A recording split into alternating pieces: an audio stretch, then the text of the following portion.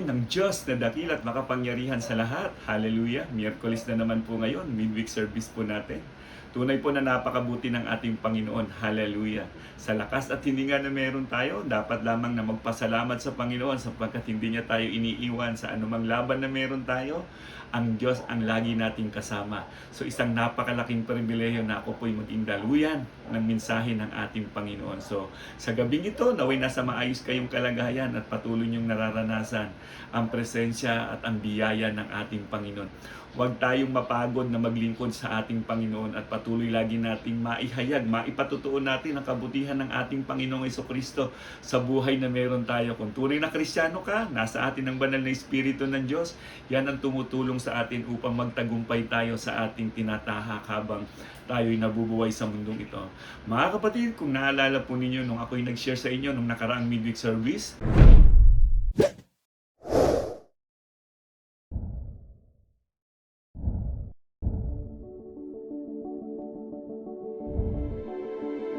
ang panawagan o salita ng Diyos patuloy po nating naririnig sa mga tunay na mga mananampalataya dyan. Huwag nating babaliwalain ang panawagan ng ating Panginoon. At kung sakali man, di mo pa kilala ang Panginoon, narinig mo ang panawagan ng Diyos na kailangan siyang kilalanin, tanggapin bilang Panginoon at tagapagligtas ng buhay mo upang magkaroon ng security ang buhay ng isang tao. Kailangan si Jesus sa buhay ng isang tao. Hallelujah!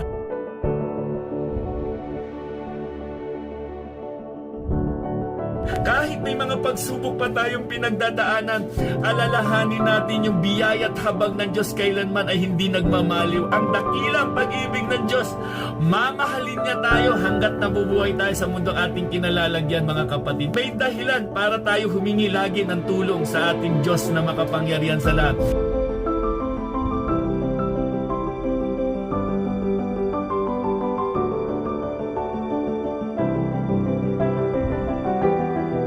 Kaya nga napakamakapangyarihan ang kamatayan ni Kristo doon sa krus ng Kalbaryo. Dakilang pag-ibig na ipinadama ng Diyos sa atin kahit tayo ay makasalanan pa. Ibinigay niya ang kanyang bugtong na anak upang tayo ay mapalaya sa kasalanan. Napakadakilang pag-ibig yan na dapat natin maintindihan.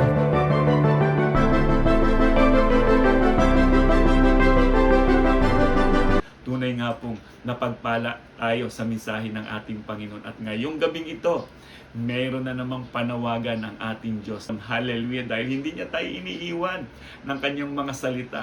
At ang mga salitang ito ang nagbibigay sa atin ng tatag ng ating pananampalataya. Kaya nga, kung tayo man ay kumakain araw-araw, pinakakain natin ang ating pisikal na kalagayan, mas higit naman dapat na pakainin natin ang ating espiritual na kalagayan. Dahil dito dadalhin tayo nito sa pamumuhay na may kabanalan. So ang ating nga palang title na pag-aaralan ngayon, katanungan po ito mga kapatid, dahil sa panahon po talaga natin, talagang may mga hamon sa buhay na dapat nating harapin. Nahahamon ba ang buhay Kristiyano mo ngayon? Hallelujah! Sa mga tunay na Kristiyano, hayag na ang pagkilos ng kaaway. Kaya nga, magdidesisyon tayo lagi sa buhay na meron tayo. Alam natin, kasama natin ang Panginoon, dapat ang desisyon po natin lagi, ito ay nakaangkla sa kalooban ng Panginoon. Kaya nga, ang bawat salita na naririnig natin, every Sunday, every Bible study, ito ang nagpapaalala sa atin kung paano natin lalabanan ang dyablo. So mga kapatid, ang ating pong scripture reading sa gabing ito ay matatagpuan po natin sa Colossians chapter 3, verse 1 to 4. Sulat po ito ni Apostol Pablo sa mga Kristiyano na naroon sa Colosas. So basahin po natin mga kapatid. Hallelujah. Sabi dito sa verse 1, binuhay kayong muli na kasama ni Kristo. Kaya't ang pagtuunan ninyo ng isip ay ang mga bagay na nasa langit na kinaroroonan ni Kristo na nakaupo sa kanan ng Diyos. Ang mga bagay na panlangit ang isaisip ninyo, hindi ang mga bagay na panlupa. Sapagkat namatay na kayo at ang inyong tunay na buhay ay natatago sa Diyos kasama ni Kristo. Si Kristo ang inyong buhay at kapag siya'y nahayag na, mahahayag din kayong kasama niya at makakahati sa kanyang karangalan. Purihin po ang salita ng Panginoon, tayo po'y manalangin. Dakilang Diyos na makapangyarihan, tunay po na napakabuti mo sa buhay namin, Ama. Salamat po, Ama, sa mga salita po na aming nabasa. Narinig na naman po muli namin, Panginoon, ang iyong panawagan. Dalagin po namin, Ama, ang pagkilos ng banal na Espiritu mo sa bawat kapatiran ko na naroon sa kanilang mga tahanan, nanunood, nakikinig. Katagpuin niyo po ang espiritual na pangangailangan ng bawat kapatiran namin, Lord God. At nawa, Panginoon, dalangin namin, Panginoon, na mapagpala kami, Panginoon, sa mga salitang ito. Kayo po ang patuloy na mangusap sa amin, Panginoon, Lord God. Ano man ang mga pinagdadaanan namin, Panginoon, sa mga oras na ito, kayo po, Panginoon, ang patuloy na magpalakas sa amin upang patuloy kaming magtagumpay at ikaw ang laging makita, Ama. Maging lakas nawa namin, Panginoon, ang mensaheng ito sa gabing ito at laging mapatatag ang aming pananampalataya, Ama. Maraming salamat po, dakilang Diyos. Tunay po, Panginoon, ibinabalik namin sa inyo, Ama, ang papuri pasasalamat sa pangalan po ng aming Panginoong Jesus. Amen. Mga kapatid, alam niyo po ba na si Apostol Pablo ay hindi pa nakakarating sa lugar ng Colosas? Kaya dumating ang sulat ni Apostol Pablo dahil itong si Epapras na nagpapastol sa kanila, dinalaw si Apostol Pablo. Si Apostol Pablo po nito ay kasalukuyang pong nakakulong. Nung binisita ni Epapras si Apostol Pablo doon sa kulungan, ipinamalita niya na meron ng mga Kristiyano doon sa lugar ng Colosas. Sobrang tuwa ni Apostol Pablo, bagamat hindi pa nga siya nakakarating, meron na palang mga Kristiyano doon. Subalit, ibinalita din ni Epapras kung ano ang kalagayan ng mga Kristiyano doon sa Colosas. Hindi sila magkasundo. Kung mababasa po natin ito, mayroon lamang itong 4 na chapter. So, ang una sa chapter 1, makikita natin dito sa sulat ni Apostol Pablo na pinatutungkulan niya ang pagiging Diyos ng ating Panginoong Jesucristo. Dahil nga ang mga Kristiyano dito sa Colosas, meron silang iba't ibang Diyos at si Kristo idinagdag lang nila bilang isa rin sa mga Diyos nila. Liwanag na itinuturo, si Kristo ang dahilan na hindi na pwedeng dagdagan pa. Kadalasan kasi ang mga Hudyo minsan, kinikilala nila ang sagrado ng pagtutuli. Dito kay Apostol Pablo na kapag ang sino mang kumilala at tumanggap kay Kristo, kahit tuli ka man o hindi ka man tuli, sigurado ang kaligtasan mo. Kaya mga kapatid, pinukaw ang kanilang damdamin. Balikan lamang po natin yung ating scripture reading. Sabi niya, binuhay kayong muli na kasama ni Kristo. Kaya't ang pagtuunan ninyo ng isip ay ang mga bagay na nasa langit na kinaroroonan ni Kristo na nakaupo sa kanan ng Diyos. Yung identity kasi ng mga tunay na Kristiyano, dati patay tayo sa spiritual na kalagayan. Subalit, nung tayo'y kumilala, tinanggap si Kristo bilang Panginoon, nabuhay muli ang ating spiritual na kalagayan. Kaya nga sa mga tunay na may banal na espiritu ng Diyos, mahahayag talaga kung sino si Kristo sa buhay natin. Sabi dun sa verse 2, ang mga bagay na panlangit ang isaisip ninyo, hindi ang mga bagay na panlupa. Bakit? Kasi kung ang buhay na panlangit ang isa sa isip mo, ito panghabang buhay ito. Dahil nga alam na natin, ang buhay ng mga tunay na Kristiyano sa mundong ating kinalalagyan, temporary lang po mga kapatid. Nauunawaan na po natin yan. Hindi na po yan sikreto sa ating mga tunay na Kristiyano. Kaya nga yung paglilingkod natin, hindi tayo natitinag dahil may banal na Espiritu ng Diyos na nagtuturo sa atin sa mga bagay na pinahahalagahan natin, yung mga bagay na di nasisira. Sapagkat namatay na kayo at ang inyong tunay na buhay ay natatago sa Diyos kasama ni Kristo. Hallelujah! Hindi na tayo alipin ng kasalanan. Kung sakali mang mamatay tayo, meron tayong assurance. Makakapiling natin ang ating Panginoong Jesucristo. Kaya nga hanggat nabubuhay tayo dito sa mundong ito, kailangang makita si Kristo sa buhay natin. Sabi nun sa verse 4, si Kristo ang inyong buhay at kapag siya'y nahayag na, mahahayag din kayong kasama niya at makakahati sa kanyang karangalan. Grabe po ang kalagayan ng mga tunay na Kristiyano. Hindi ba't habang binabasa natin ito, para bang sa panahon natin, ganito din ang kalagayan natin? Minsan nagdidesisyon tayo, alam naman natin yung mga makalangit na bagay na dapat nating pahalagahan. Ang araw ng pagsamba, mahalaga yan. Ang bawat gawain na inilagay sa atin ng Panginoon, mahalaga yan na inilagay niya sa atin upang mapatatag ang ating pananampalataya. Nagdidesisyon tayo, lagi tayong nagdidesisyon sa buhay natin. At hindi tayo sinaklawan ng Diyos, hinahayaan niya tayo na piliin natin lagi siya na unahin sa buhay natin. So mga kapatid, ito po'y panawagan din po sa panahon na ating kinalalagyan.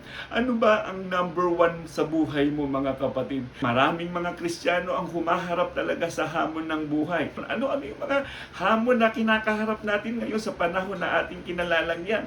Usaping secular. Pagdating sa usaping secular, talagang ang dami nilang alam. Pero pagdating naman sa usaping spiritual, sa kaligtasan, kumusta tayo mga Kristiyano? Dapat gising-gising din po tayo mga kapatid. Yung impluensya ng social media na ating kinalalagyan ngayon, napakalakas ng impact nito sa atin mga kapatid. Halos lahat na lang siguro ng mga ginagawa natin, gusto natin inilalive, ipinakikita sa lahat ng mga tao. Mas maganda siguro mga kapatid, gamitin natin ng social media na magpalaganap ng mabuting balita. Huwag tayong matakot na ipahayag ang daan ng katotohanan dahil nga tayong mga Kristiyano, ambasador ng ating Panginoong Jesucristo, dapat ang bukang bibig natin lagi ay laging magpasalamat. Huwag tayong magpapa-apekto kung ano man ang uso ngayon sa mundong ating kinalalagyan. Kaya nga sabi ng Bible, do not conform to the pattern of this world. Hallelujah! Kung nasa iyo ang banal na Espiritu ng Diyos, hindi ka makikiayon sa takbo ng sanlibutan ito. Ngayon, namumuhay tayo sa isang lumalabnaw na kulturang Kristiyano.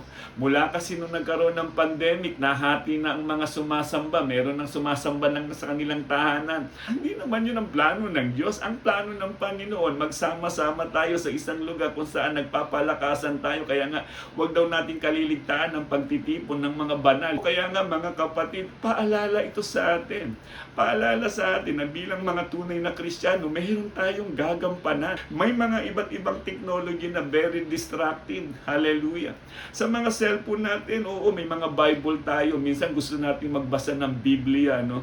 Titignan natin sa cellphone natin. Kapag may internet ka, meron diyan magpa-pop up. At yun ang aagaw sa iyo ng attention. Hindi ka na makakapagbasa ng Bible. Napaka-distracting. Talagang napakatuso ng kaaway.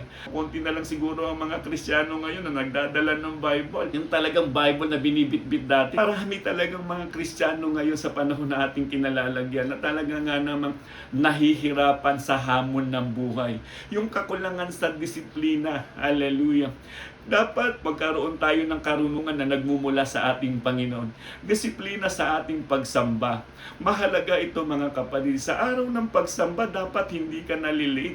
Kung tayo dati nag-aaral, mga estudyante pa lamang tayo, kung maaalala natin, takot na takot tayong malate dahil alam natin, ito, meron tong punishment sa ating mga teacher. Minsan, naranasan ko nung nalate ako, pina-squat ako ng teacher ko sa labas ng eskwelahan namin. Mga kapatid, bagamat yung kalayaan na ibinigay sa atin ng Panginoon, wag natin itong aabusuhin dahil darating ang panahon, lahat tayo haharap sa hukuman ng Diyos at lahat tayo ay magsusulit.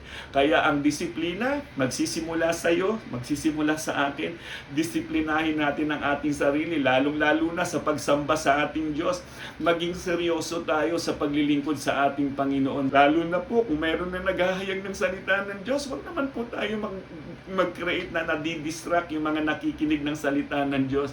Kailangan igalang natin ang salita ng Diyos. Seryosohin natin ang salita ng Diyos at ang pakikinig ng salita ng Diyos. Baka kasi nawala na ito. Alam naman natin ang ating Diyos, omnibenevolence. Kung siya ang Diyos na omnipotent, omnipresent, omniscient God, omnibenevolence din siya. Siya ang Diyos ng kaayusan. Ang gusto ng Diyos may kaayusan sa kanyang mga nilikha. Kaya nga ang lahat ng nilikha ng Diyos nagpa-function yan ayon sa kanyang napakagandang plano mga kapatid. So sa mga kabataan nagkakaroon ng sexual purity pressure, ano ba ang turo ngayon sa atin? Mga bata pa lang tinuturuan na kung paano gamitin ang kondom.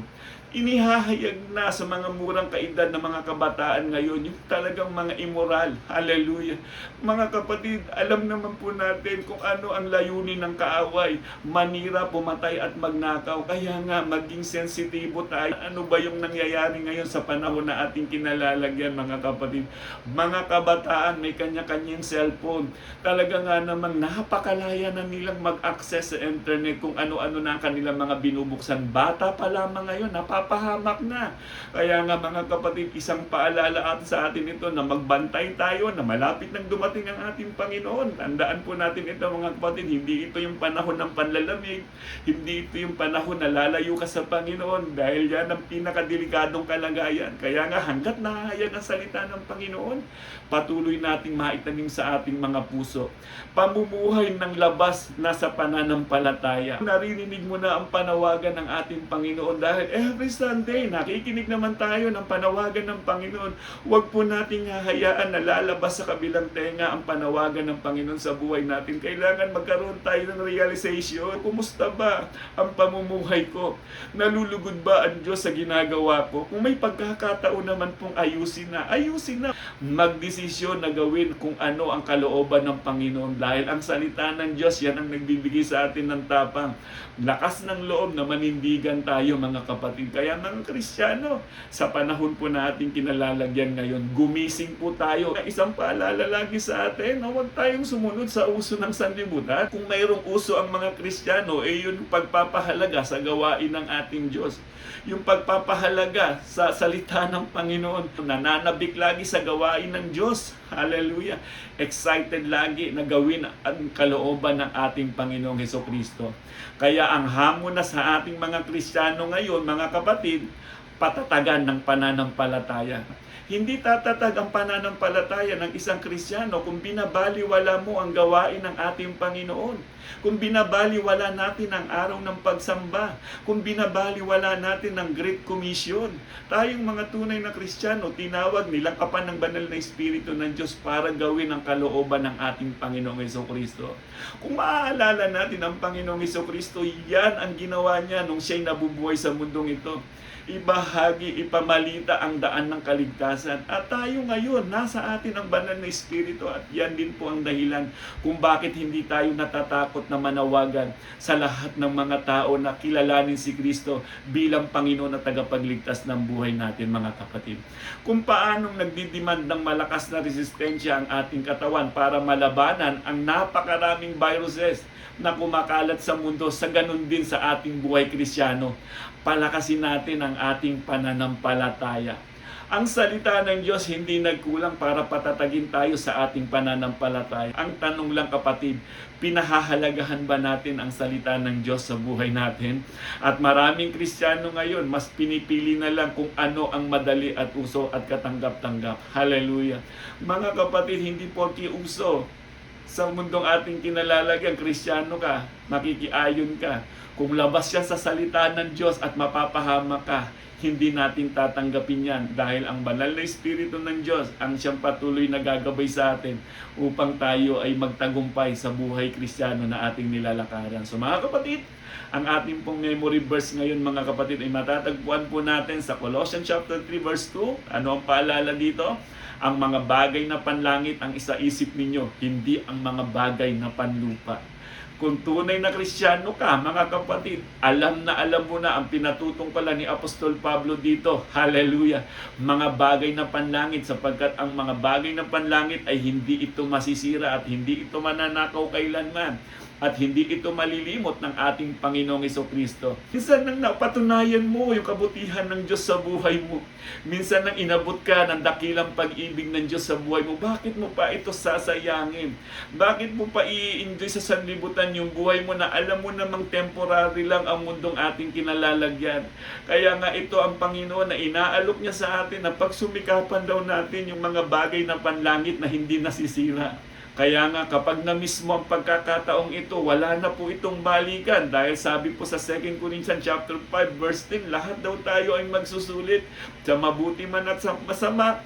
Haharap tayo sa hukuman ng Diyos. Manumbalik tayo, magsisi na tayo. Kung sakali mang nagkamali tayo sa ating mga desisyon, ang Panginoong Hesukristo, meron siyang bukas na kamay na lagi kanyang yakapin. Ang Diyos natin talaga nga namang napakamahabagin. Yan ang identity ng ating Panginoon. Kaya nga kapatid, kailangan sa panahon na ating kinalalagyan, ang hamon niya, patatagin po natin ang ating pananampalataya. Magtiwala sa Kanya, anuman ang mga hindi natin kayang gawin, ipagkatiwala sa ating Panginoon. Lagi tayong dumulog sa Panginoon, kailangan nating ihakbang ang ating pananampalataya para ma-please natin ang ating Panginoong Hesukristo. Ang panawagan niya ngayon, magpalakas tayo, magpakatatag tayo. Ang pundasyon ng isang tunay na Kristiyano ay si Kristo po. Ano mang bagyo ang dumating dyan, hindi yan matitinag, hindi yan matutumba. So mga kapatid, paano tayo maghahanda sa mga darating na hamon sa ating buhay? Unang-una po mga kapatid, patatagin ang ating pananampalataya. Hallelujah! Mahalaga ang pananampalataya mga kapatid. Yan ang laging itinuturo sa atin ng Panginoong Jesucristo. Kaya nga sabi dun sa Colossians chapter 3 verse 1, binuhay kayong muli na kasama ni Kristo. Kaya't ang pagtuunan ninyo ng isip ay ang mga bagay na nasa langit na kinaroroonan ni Kristo na nakaupo sa kanan ng Diyos. Kung walang pananampalataya, hindi mo maiintindihan ang ganitong panawagan ni Apostol Pablo para sa mga Kristiyano na naroon sa Colosas. Hindi ko po sinasabi na ang lahat ng mga material na meron tayo ay hindi nagiging mahalaga sa atin.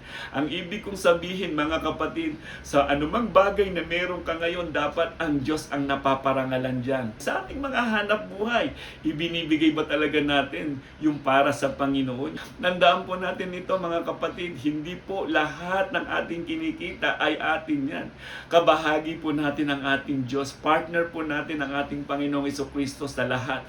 Dahil ang hininga pa lamang, ang lakas pa lamang na galing sa ating Panginoon, galing sa Kanya yan. Hindi ka makakapagtrabaho kung wala kang oxygen o lakas. Sabi dito sa Hebrews chapter 11 verse 6, kung hindi tayo sumasampalataya sa Diyos, hindi natin siya mabibigyang kaluguran. Sapagkat ang sino mang lumalapit sa Diyos ay dapat sumampalatayang may Diyos na nagbibigay ng gantimpala sa mga nananalig sa Kanya. Hallelujah! Kapag naninindigan tayo sa katotohanan o sa salita ng Panginoon, tunay na may pananampalataya ka. Kinalulugdan ng Diyos ang sino mang sumasampalataya sa Kanya. Sabi nga niya, siya daw yung nagbibigay ng gantimpala sa mga nananalig sa Kanya. Kaya hindi sayang ang paninindigan. Paano natin mapapatatag ang ating pananampalataya? Biblia din po ang sasagot diyan, mga kapatid. Sabi din sa Romans chapter 10 verse 17, kaya't ang pananampalataya ay bunga ng pakikinig at ang pakikinig naman ay bunga ng pangangaral tungkol kay Kristo.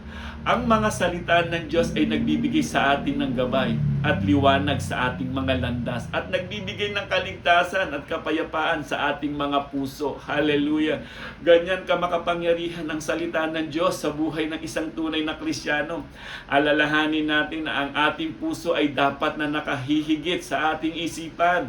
God judges the heart, not the mind. Kung ano daw ang laman ng puso, yan ang lumalabas sa isip at yan ang lumalabas sa ating mga labi. Kaya nga dapat, kung marami ang puso, magpalinis sa ating Panginoong Jesucristo. Dahil ang Diyos lamang ang may kakayanang luminis ng ating puso. Gaya ng panalangin ni Haring David, di ba, sa mga awit chapter 51, bigyan daw siya ng isang pusong dalisay. Yan po ang dapat nating panalangin, mga kapatid. Kung sakali man na napakadumi ng ating mga iniisip, nanggagaling yan sa puso. Kaya may malaking kinalaman ang ating pananampalataya sa laman ng ating puso. Kaya nga mga kapatid, sabi dun sa 2 Corinthians chapter 5 verse 17, na ang sino mang nakapag-isa sa ating Panginoong Jesucristo ay bago na, wala na ang dati niyang pagkatao, maging ang puso mo, pinalitan niya na yan, binago niya na yan, at nasa proseso tayo na naiintindihan natin ang kapangyarihan ng ating Panginoon. Hebrews chapter 10 verse 25, huwag nating kaliligtaan ang pagdalos sa ating pagtitipon. Gaya ng ginagawa ng ilan, sa halip, palakasin natin ang loob ng isa't isa, lalo na ngayong nakikita nating malapit na ang araw ng Panginoon. Hallelujah!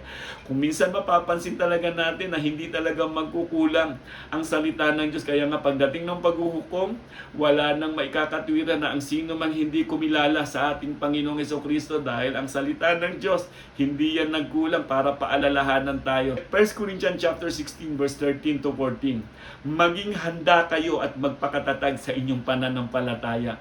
Maging matapang kayo at magpakatibay. At ang lahat ng ginagawa ninyo, gawin ninyo ng may pagmamahal. Lahat ng ating ginagawa, do it for the glory of God. Ang panawagan, magpakatatag daw tayo sa ating pananampalataya. Madalas kasi yan ang ginigiba ng kaaway. Madalas din po kasi ginagamit ng kaaway yung mga kaibigan, kakilala natin para panghinaan tayo sa pananampalataya. Kung lalayo tayo sa ating Panginoong Hesukristo at tao lang ang dahilan at ngayon lalayo ka na sa Panginoon dahil lang sa taong iyon, mga kapatid, kailangan lumago ang ating pananampalataya. Makita natin yung Diyos ang ating pinaglilingkuran. Kung bakit tayo sumasamba every Sunday? Dahil meron tayong Diyos na kinikilala sa ating local church, hindi po tao. Kaya nga kung nakikinig tayo ng salita ng Diyos, wag mo natin masyado i-idol ang sino mang nagsasalita. Dapat ang makita natin si Kristo sa mga mensahe na inihahayag ng lahat ng mga tumatayo sa pulpito. Masasabi kong malagong Kristiyano ka na kapag ganyan ang tingin mo, kapatid. So, mahalaga ang pananampalataya. Sabi nga sa 1 Timothy chapter 6 verse 12, ipaglaban mo ng puspusan ang pananampalataya. Panghawakan mong mabuti ang buhay na walang hanggan dahil diyan ka tinawag ng Diyos nang ipahayag mo sa harap ng maraming saksi ang iyong pananalig kay Kristo. Paano tayo maghahanda sa mga darating na hamon sa ating buhay? Pangalawa po, mga kapatid, kailangan nating punuin ang isipan ng makalangit na bagay. Sabi nga dito sa Colossians chapter 3 verse 2, ang mga bagay na panlangit ang isaisip ninyo, hindi ang mga bagay ng panlupa. Verse 3 po, sapagkat namatay na kayo at ang inyong tunay na buhay ay natatago sa Diyos kasama ni Kristo. Hallelujah! Kasama na natin ang ating Panginoong Hesukristo sa mga pagsubok na ating pinagdadaanan. Ang sabi niya, hindi niya tayo iiwan, hindi niya tayo pababayaan. Makakapamuhay lamang tayo ng may kabanalan kung si Kristo ay lagi nating kasama. Hallelujah! Tiyakin natin laging kasama ang ating Panginoong Hesukristo sa buhay natin. Kaya nga, mga kapatid, inuulit ko, kung sakali mang mayroong nakita sa ating pagbabago, si Kristo yan. Ang Diyos na makapangyarihan sa lahat ang bumago sa atin. Kaya nga, mayroong laging patutuo ang mga tunay na Kristiyano. Nagkakamali ang isang Kristiyanong nagnanais na maging banal, ngunit ayaw naman ng pagtitiis. Kasama po natin yan, bunga ng banal na Espiritu sa atin, yung self-control. Pero sino nga bang tao ang gusto ng isang malungkot na pamumuhay na puno na lang ng pagtitiis? Hallelujah! Ang pagtitiis kasi ng mga tunay na Kristiyano ay panandalian lamang. Ito po ang tugon ng isang dating atheist na si C.S. Lewis. I didn't go to religion to make me happy. Yan po yung sabi niya. Sabi niya na kung ang isang tao gusto ng komportabling buhay, di niya raw i-recommend na maging isang Kristiyano. Hallelujah! Tandaan po natin that joy is more than happiness. Kasi ang happiness ay nasa pleasure. Ang pleasure ay para sa ating katawan. Ang happiness ay sa ating isipan at pakiramdam. Ang joy is deep in our heart. Bunga ng banal na Espiritu ng Diyos yung kagalakan. Sa mga tunay na Kristiyano, meron niyang kagalakan. Kailanman ay hindi yan maaagaw ng kaaway. Dahil ang selyo ng banal na Espiritu ng Diyos ay nasa atin na. Hebrews chapter 12 verse 13 to 14. Sabi dito, lumakad kayo sa daang matuwid upang hindi lumala ang mga paang napilay, sa halip ay gumaling. Hallelujah! Hallelujah! Sikapin ninyo makasundo ang lahat at magpakabanal sapagkat hindi ninyo makikita ang Panginoon kung hindi kayo mamumuhay ng ganito. Isang napakagandang paalala sa atin na tayo po daw ay lumakad sa matuwid na pamumuhay. Mahirap pong makita si Kristo sa buhay natin kung naroon tayo sa makasalanang pamumuhay. Magandang sikapin ninyong makasundo ang lahat. Dapat ibig sabihin nito, matuto tayo laging magpatawan at magpakabanal sapagkat hindi ninyo makikita ang Panginoon kung hindi kayo mamumuhay ng ganito. Ang hamon po sa atin ng Panginoon, mamuhay po tayo ng may kabanalan. Kaya nga ang paalala ni Apostol Peter sa 2 Peter chapter 3 verse 10 to 11, ngunit ang araw ng Panginoon ay darating tulad ng isang magnanakaw. Sa araw na iyon, ang kalangitan ay biglang mawawala kasabay ng isang malakas na ugong. Matutupok ang araw, buwan at mga bituin. Ang mundo at ang lahat ng mga bagay na naririto ay mawawala. Hallelujah! At dahil ganito ang magiging wakas ng lahat ng bagay, mamuhay kayo ng may kabanalan at sikapin ninyong maging makadiyos. Ang mga tao ngayon sa panahon na ating kinalalagyan, grabe kung magsumikap para lamang sa mundo. Nagtatayo sila ng ano-ano mang mga legacy. Pero ang lahat daw ng yan, ang pinagsisikapan, matutupok pagdating ng panahon. Gaya ng ating nabasa kanina, dapat daw ang hangarin daw natin yung makalangit na kayaman, mga bagay na naroon sa langit ang ating maging isip. Hallelujah! Gaano ba natin pinahahalagahan ang mundong ating kinalalagyan ngayon, mga kapatid? Higit pa ba siyang mahalaga sa buhay na walang hanggan? Samantalang alam na alam po natin to, mga Kristiyano, gaya ng sulat ni Apostol Pablo sa Colosas, pinaalalahanan niya na ang buhay ng isang Kristiyano ay hindi po yan panlupa. So ulitin ko po, mga kapatid, paano tayo maghahanda sa mga darating na hamon sa ating buhay? Unang-una po, patatagin ang ating pananampalataya. Napakahalaga niyan. Pilit niyang gustong sirain ng kaaway sa panahon na ating kinalalagyan. Pangalawa po, mga kapatid, punuin ang isipan ng makalangit na bagay. Mga pangako ng Diyos ang dapat maitanim sa puso at isip ng isang tunay na Kristiyano, na huwag nating kakalimutan, ang Panginoong Hesukristo ay lagi nating kasama.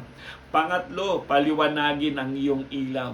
Ang banal na Espiritu ng Diyos ang higit nating kailangan. Walang liwanag kung wala ang banal na Espiritu sa buhay po ng bawat isa sa atin. Sabi dito sa Colossians chapter 3 verse 4, si Kristo ang inyong buhay. Kapag si Kristo ang ating buhay, may liwanag yan. At kapag siya'y nahayag na, mahayag din kayong kasama niya at makakahati sa kanyang karangalan. Yan ang inahantay ng lahat ng mga tunay na Kristiyano, ang muling pagbabalik ng ating Panginoong Hesukristo. Sa mga tunay na Kristiyano, pinananabikan ang pagbabalik ng ating Panginoong Hesukristo. Napakapanganib sa mga taong hindi tumanggap kay Kristo bilang Panginoon at tagapagligtas. Kaya nga, laging mayroong pagtitiis ang mga tunay na Kristiyano dahil ang mundong ito hindi tanggap ang mga tunay na Kristiyano. Dahil ang tunay na mga Kristiyano, kung ano ang sinasabi ng salita ng Diyos sa tulong ng banal na Espiritu ng Diyos, gagabayan tayo nito para masunod natin ang kalooban ng ating Panginoon. Kaya nga, sa Matthew chapter 5 verse 16, gayon din naman, dapat ninyong paliwanagin ang inyong ilaw sa harap ng mga tao upang makita nila ang inyong mabubuting gawa at papupurihan ang inyong amang nasa langit. Mayroon man tayong change life, change character, good works, soul won in disciple, walang ibang dapat mapapurihan yan, ang Diyos na makapangyarihan sa lahat, dahil walang kakayanan ang taong baguhin ang sarili niya, maliban lamang na ang Panginoong Hesukristo ang maghari sa buhay natin, at ang banal na Espiritu ng Diyos ang magtuturo sa atin kung papaano tayo mamumuhay ng may kamanalan. So mga kapatid, paano tayo maghahanda sa mga darating na hamon sa ating buhay? Hallelujah! Patatagin ang ating pananampalataya, punuin ang isipan ng makalangit na bagay. Hallelujah! Paliwanagin ang iyong ilaw. Huwag nawang mabahiros ang ating isipan sa mga bagay na sanlibutan. Kaya nga ang paalala, do not conform to the pattern of this world. Kung Kristiyano ka, may salita ng Diyos na iniwan sa atin, huwag tayong makiayon sa takbo ng sanlibutang ito. Magkaroon tayo ng kaisipan nakalangit, kaisipan na ang Diyos ang laging una sa buhay natin. Maging seryoso tayo sa ating paglilingkod sa ating Panginoon. Maging seryoso tayo sa pagsamba sa ating Panginoong Diyos. Sa bawat hakbang ng ating pananampalataya, hindi tayo sumusuntok sa hangin. Sigurado ang bawat hakbang natin ay tungo ito sa paglago ng ating pananampalataya. Kaya nga sa aking pong pagtatapos, ito ang hamon ni Apostol Pablo, ito ang bilin ni Apostol Pablo sa Kristiyano na naroon sa Colosas. Sabi niya dito sa Colossians chapter 1 verse 3, subalit kailangan ninyong manatiling tapat at matatag sa inyong pananampalataya, at huwag pabayaang mawala ang pag-asang dulot ng magandang balita na inyong narinig. Niloob ng Diyos na akong si Pablo ay maging tagapangaral ng magandang balitang ito na ipinahayag sa lahat ng tao sa buong daigdig. Hallelujah! Salamat sa ating Panginoong Hesukristo, at si Apostol Pablo ginamit upang maisulat ang napakagandang sulat na ito na nagbibigay sa atin ng pag-asa at nagbibigay sa atin ng reminder na alalahanin natin, huwag nating kakalimutan yung pananampalataya, huwag nating pababayaan yung pag-asang dulot ng magandang balita na naabot tayo, na nagkaroon tayo ng pag-asa dahil sa magandang balita. Hallelujah! Nahayag ang kanyang kalooban sa kanyang salita, ang kanyang liham ng pag-ibig para sa atin. Dapat natin itong basahin upang malaman ang kanyang kalooban para sa atin. Kaya nga mga kapatid, patuloy nawang mag-alab ang ating paglilingkod sa ating Panginoong Hesukristo dahil alam po natin, temporary lang tayo sa mundong ating kinalalagyan. Hallelujah! Nawa ang maging laman ng ating puso at isipan ay yung makalangit na bagay, paglilingkod sa ating kapwa, anumang gawain na inilagay sa atin ng Panginoon dahil ang pangako ng Diyos ay tunay nating mapapanghawakan. So mga kapatid, naway na pagpala na naman po tayo sa isang napakagandang mensahe ng ating Panginoon. Nawa, ang hamon na ito ay magdulot sa atin para lalo tayong tumatag sa ating pananampalataya. So mga kapatid, magdidesisyon tayo araw-araw, oras-oras. Kung magdidesisyon tayo na aayusin natin ang buhay natin, na aangkla sa kalooban ng Panginoon, yan ang gustong-gusto ng Diyos sa buhay natin. So mga kapatid, naway wag pong maging huli ang lahat para pakinggan natin ang hamon ng ating Panginoon sa panahon na ating kinalalagyan. Sumainyo nawa ang kapayapaan, kagalakan at pag-asa. At patuloy po natin ipahayag sa pangalan ng ating Panginoong Hesukristo, may kagalingan. Sa pangalan ng ating Panginoong Hesukristo, may buhay na walang hanggan. God bless and God first.